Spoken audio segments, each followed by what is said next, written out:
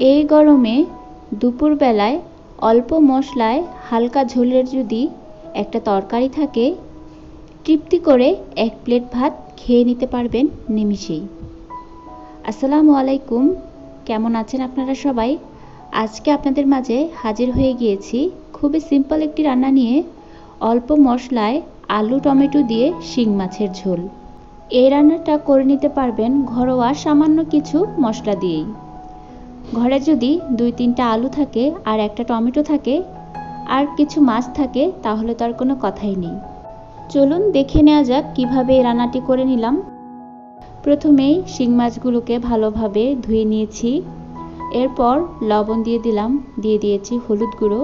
এবার মাছগুলোকে ভালোভাবে মাখিয়ে নিয়ে তেলের মধ্যে ভেজে নেব। এখানে একটি কড়াই বসিয়ে দিলাম, দিয়ে দিয়েছি মাছ ভাজার জন্য কিছু পরিমাণ তেল। তেলটা গরম হয়ে আসলে মাছগুলো দিয়ে দিয়েছি। এক পাশ হয়ে আসলে আরেক পাশ উল্টে মাছগুলোকে ভেজে নেব। দেখতেই পাচ্ছেন মাছগুলো এক পাশ হয়ে এসেছে, আরেক পাশ উল্টে দিচ্ছি। এভাবে মাছগুলো উল্টে পাল্টে সুন্দরভাবে ভেজে নিয়ে নামিয়ে রাখবো। এই যে আলুগুলোকে কেটে নিয়েছি, এখানে 3টা আলু ছোট ছোট করে কেটে নিয়েছি। এরপর মাছ ভাজার পর অবশিষ্ট যে তেলটুকু ছিল সেই তেলটুকুতেই আলুগুলোকে ভেজে নেব। আপনারা চাইলে আলুগুলো না ভাজতেও পারেন, তবে ভেজে রান্না করলে রান্নার স্বাদটা আরও বেড়ে যায়। এই তো দেখতেই পাচ্ছেন আলুগুলোকে লাল লাল করে ভেজে নিচ্ছি। এইভাবে আলুগুলো উল্টে পাল্টে লাল লাল করে ভেজে নামিয়ে নেব। এবার চলুন রান্না করে নেই। রান্নার জন্য আরেকটি কড়াই বসিয়ে দিলাম চুলায়। এরপর পরিমাণ মতো তেল দিয়ে দিয়েছি কিছু পরিমাণ পেঁয়াজ কুচি। এবার পেঁয়াজ কুচিটাকে ভালোভাবে ভেজে নিব। কিছুক্ষণ ভেজে নেওয়ার পর দিয়ে দিব হাফ চা চামচ রসুন বাটা, দিয়ে দিব হাফ চা চামচ পরিমাণ জিরা বাটা। এবার তেলের মধ্যে মশলাগুলোকে ভেজে নিব যাতে মশলার কাঁচা ভাবটা চলে যায়। এই তো মশলাটা ভাজা হয়ে গিয়েছে। এ পর্যায়ে দিয়ে দিব স্বাদমতো লবণ, দিয়ে দিব 1 চা চামচ পরিমাণ হলুদ গুঁড়ো, 1 চা চামচ পরিমাণ মরিচের গুঁড়ো, দিয়ে দিব সামান্য পরিমাণ পানি। এবার পানি দিয়ে মশলাটাকে ভালোভাবে কষিয়ে নিতে হবে। এই তো মশলাটা কষানো হয়ে গিয়েছে, তেলটাও উপরে উঠে এসেছে। এ পর্যায়ে দিয়ে দিব একটা টমেটো কুচি। টমেটোটা মশলার সাথে নেড়েচেড়ে হালকা কষিয়ে নিব। টমেটোটা ভালোভাবে নেড়েচেড়ে কষিয়ে নেওয়া হয়ে গেলে এ পর্যায়ে দিয়ে দিব ভেজে রাখা আলুগুলো। ভেজে রাখা আলুগুলো দিয়ে আবারও মশলার সাথে ভালোভাবে নেড়েচেড়ে আলুটাকে কিছুক্ষণ মশলার সাথে কষিয়ে নিব।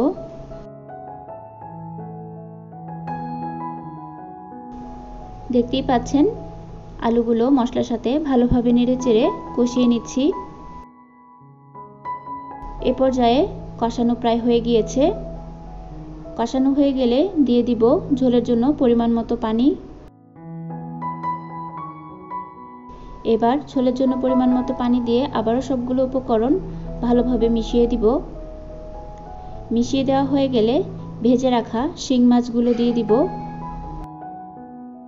ভেজে রাখা সবগুলো শিং মাছ দিয়ে আবারও সুন্দরভাবে মাছগুলো তরকারির সাথে মিশিয়ে দিব।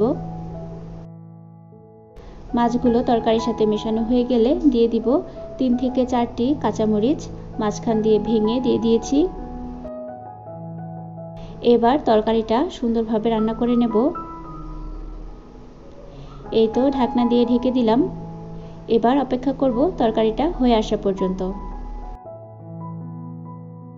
এই তো তরকারিতে বলক চলে এসেছে। এ পর্যায়ে তরকারিটা ভালোভাবে নেড়েচেড়ে দিব।